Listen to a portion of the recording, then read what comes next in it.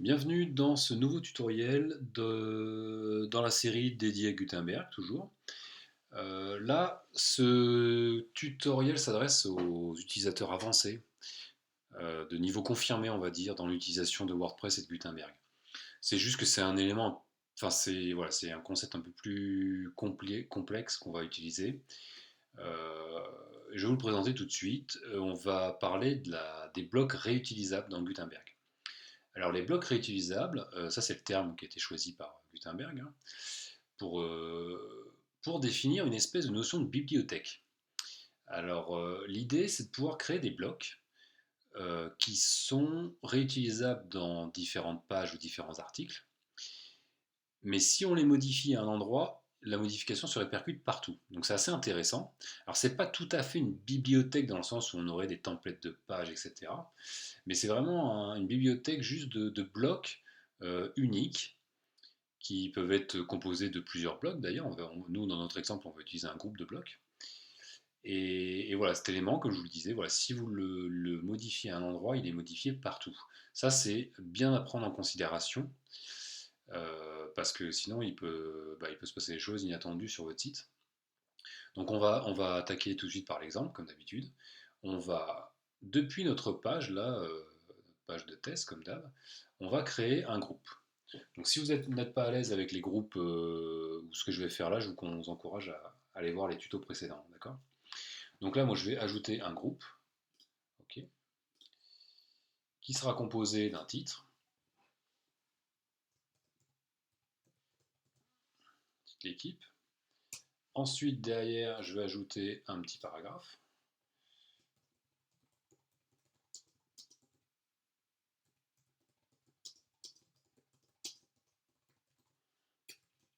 Et vous écrivez bien ce que vous avez envie, ok? Donc dans notre exemple, un petit texte. Après, derrière, une image. Voilà, on choisit une image. On va choisir celle-ci. Voilà. Donc là, j'ai créé un groupe qui contient trois blocs. Un bloc titre, paragraphe et un bloc image. Maintenant, ce groupe, je vais le sélectionner, d'accord? Et je vais le transformer en bloc réutilisable. Donc là, par l'option ajouter au bloc réutilisable. Donc là, depuis ce petit panneau d'options, je dis à Gutenberg d'ajouter ce groupe au bloc réutilisable. Il me demande de saisir un titre. Donc je saisis, d'ailleurs en bas à gauche, on a vu tout de suite, il avait créé un bloc là. D'accord. Donc le titre, on va mettre présentation équipe. Voilà, ça c'est ce nom-là, le nom de bloc, est uniquement utilisé dans le back-office. Il n'apparaît pas dans le front, hein. J'enregistre. Ok. Mon bloc réutilisable a été créé. Donc là, sur ma page, bon, bah, ça m'apporte pas grand-chose, hein. De toute façon, j'avais créé cette compo, donc on est bon.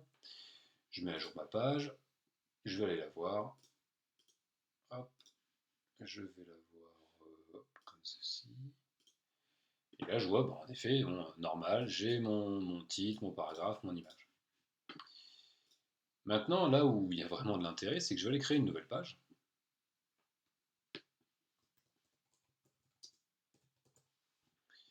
Qui va être composée de différentes choses. Là, je vais y mettre une image bidon. Hop, voilà, image de sœur. Et derrière, eh bien, je vais chercher à réutiliser ce bloc que j'avais créé dans l'autre page. Donc là, pour ça, maintenant que j'ai un bloc réutilisable qui a été créé, au moins un, je peux en créer autant que je veux. J'en ai au moins un, on voit qu'il y a ce nouvel onglet qui est apparu dans notre interface de bibliothèque Gutenberg. Une seconde. Voilà, j'ai juste fermé la porte. Donc, on a ce nouvel item qui a été ajouté dans cet outil bibliothèque des blocs Gutenberg. Et bien voilà, on retrouve ce bloc réutilisable qu'on avait créé tout à l'heure. Donc, je reviendrai sur ce lien là tout à l'heure. Donc, on le sélectionne, d'accord, pour l'utiliser. Et on voit qu'en effet, bah, on charge bien le bloc avec tout le paramétrage qu'on avait fait dans la page précédente. Je publie ma nouvelle page. Je vais la voir. Donc là, je retourne sur le front. Je recharge. Ça apparaît dans le menu. Je vais voir ma nouvelle page.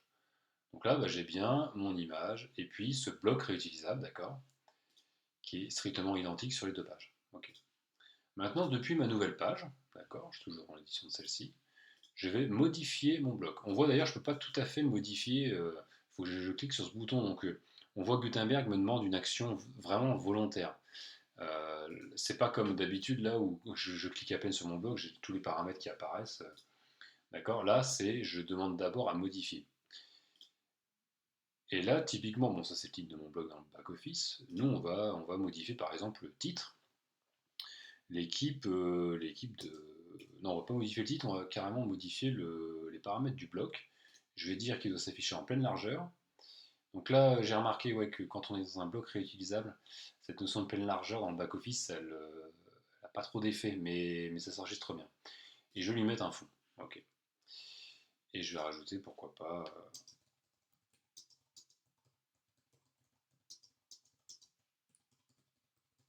Voilà. J'ai modifié mon bloc, j'enregistre. Donc là, c'est pas la page que j'enregistre, c'est le bloc réutilisable. Je l'enregistre. Okay. Gutenberg me dit OK, le bloc a été mis à jour. Et là, il faut bien comprendre que j'ai enregistré mon bloc, j'ai pas modifié et j'ai modifié mon bloc, j'ai pas modifié ma page en tant que telle. D'ailleurs, WordPress ne me propose même pas de la mettre à jour. J'ai modifié mon bloc réutilisable. Parce que ce bloc, lui, il est vraiment indépendant de cette page en fait. Cette page s'en sert, mais lui n'a pas besoin de la page. Okay. Maintenant, je retourne dans le front, je recharge ma nouvelle page. Évidemment, je vais voir ma modif. Je vois que j'ai mis un fond rose, j'ai modifié mon texte, etc.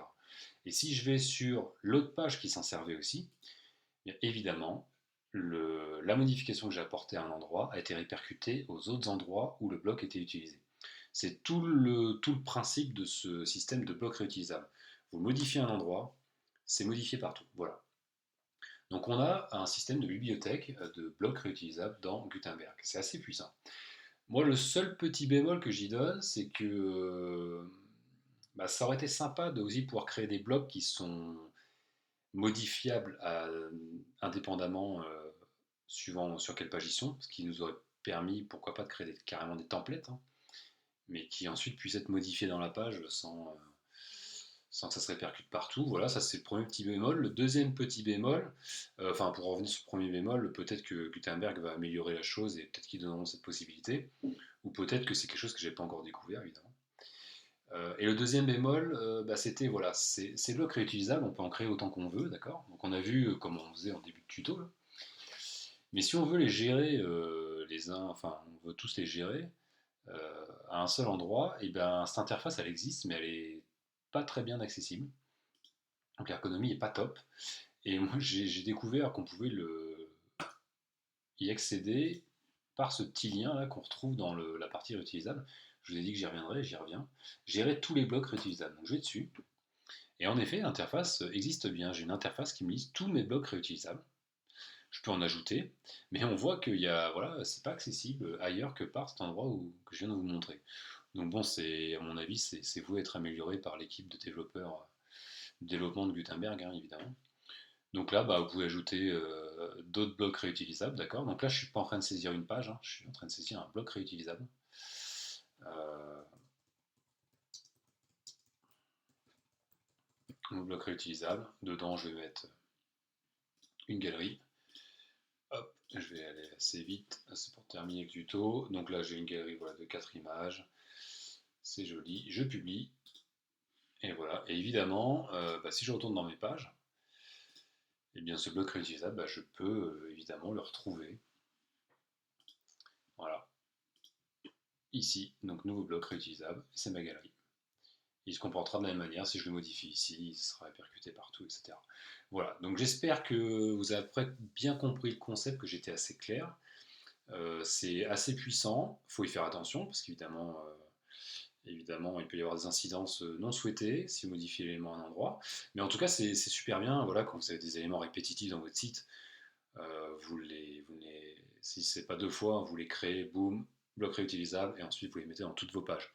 Typiquement, quand on crée des pieds de page avec un formulaire de contact, voilà, pour ne citer que ce genre de cas, eh bien, c'est super bien. On va se créer un bloc contact qu'on va bien paramétrer avec l'adresse, le numéro de téléphone, etc. On va le mettre dans tous les pieds de page, et si demain le numéro de téléphone il change, on le modifie à un endroit, ça se répercute partout. Alors évidemment, je vous laisse imaginer toutes les possibilités hein, qui s'offrent à vous avec ce concept de bloc réutilisable. Voilà, et bien c'est tout pour ce tuto, merci de l'avoir suivi, à très vite.